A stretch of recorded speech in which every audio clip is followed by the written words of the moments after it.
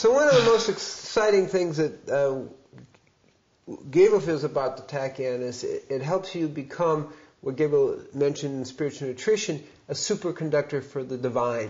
Yeah. It's like a lot. There's pain, there's organizing salts for electrical, but really on the deeper level of consciousness, what we see, and I've seen it pretty consistently, is when people are working with Tachyon over a period of time, and we didn't mention, the Tachyon pendant, things like that, you become, in a sense, a superconductor divine, because it appears that what it's doing is organizing all the subtle bodies so there's no resistance to the flow of the divine energy coming into the body. And I think this is something that's kind of evolved over time, but you observe. Oh, absolutely. And I like to hear what you were thinking about it. It's been actually, in many ways, the reason I do what I do. I mean, when we look at pain and we look at all the other things, Gabriel, that Tachyon does, those are, to me, like an introduction into living, becoming balanced and pain-free. So that's not the thorn in your mind is a big step. Blowing somebody's mind that can't understand why this happened and taking beyond that to realizing there's more is something else that's been a lot of fun. But for me, what you're talking about is the key to why we're here, and that's to evolve. So Tachyon is really an evolutionary tool besides for pain. Well, the hopefully, pain of life taking you way beyond that. Hopefully that's where people end up with, realizing that, to the masses, they get pain-free, but as they start to spiritually awake, which we see happening everywhere, I travel the world, and as they do that, Tachyon really acts as that catalyst to help them eliminate the blocks that are keeping them from being who they are. And, it's hard to let go of who you think you are to become who you could be. And Tachyon really is a catalyst to opening that up. Becoming a superconductor, when we are that, then, the blockages aren't there, and we get fed from everything we see, we hear, we do, we love. It really changes and shifts. And I've seen this happen.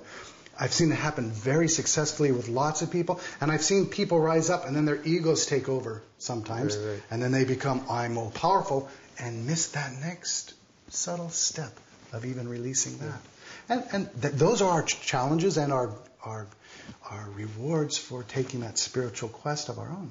See, it's interesting. The word catalyst is a good term, because just like you can't eat your way to God, you can't tachyonize your way to God.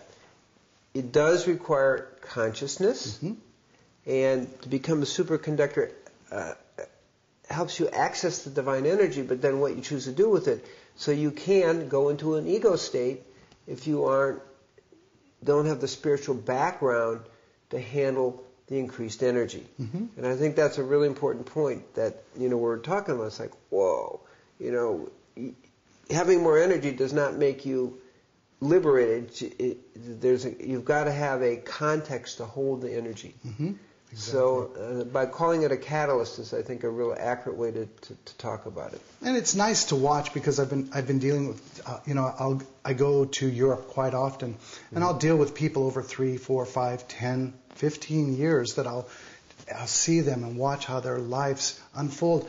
And as a catalyst, they will go to a level, and then sometimes they just slow down right there for a moment, drop everything off and see, and then they'll take off again. And I think really that's the stepping stones of our evolution, and each person steps at a different rate. But this supports the rate that they want to step at. This opens up and has them ready for the next step, whether they're ready or not. But it is their choice to make the step. So it's not a push. It's an invitation of the divine. There's another metaphor I use. We call it the 5-sense biocomputer mind. Okay? In our world today, we have a situation with the use of vaccines and drugs and things where and junk food and GMO food and so forth, where the 5-sense biocomputer mind gets jammed. Yeah, I understand. Okay? And in chemtrails and whatever, all this is going on, and it keeps people from kind of breaking through. So with Tachyon, we optimize the computer, the 5-sense biocomputer mind, so then we can then go beyond.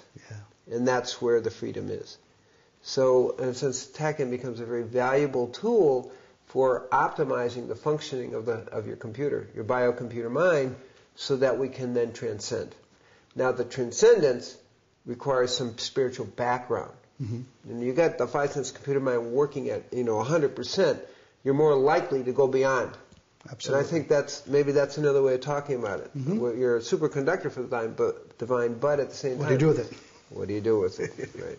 So, in a sense, this is a great contribution to, in a sense, a counterpoint to dumbing down the 5 sense computer mind, and it allows us to become that superconductor and say, we wouldn't go beyond.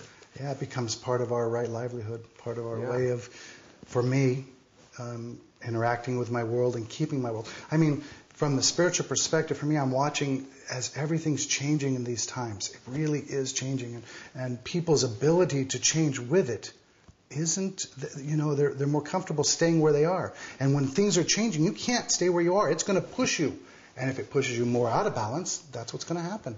Right. And Tachyon allows us to stay in balance and to evolve into this potential that gives us the energy and clarity to make the bifurcation choice. Right. Because in consciousness, you have to make choices. It's different than a pain bifurcation. Yeah. It's a consciousness bifurcation. It's really important that people don't, really use it in the right way.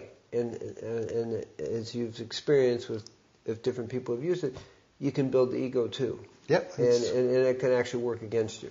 It's your choice. Yeah.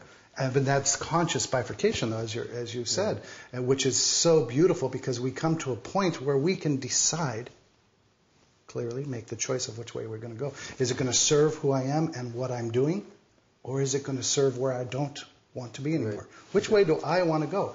And it supports and brings those up. It doesn't, this system was never meant to hold stagnant energies. And as we use more tachyon on it and it becomes a superconductor, these stagnant pockets release. Sometimes they come up for us to take a look at, and we can choose to keep or not. Absolutely. It's really good.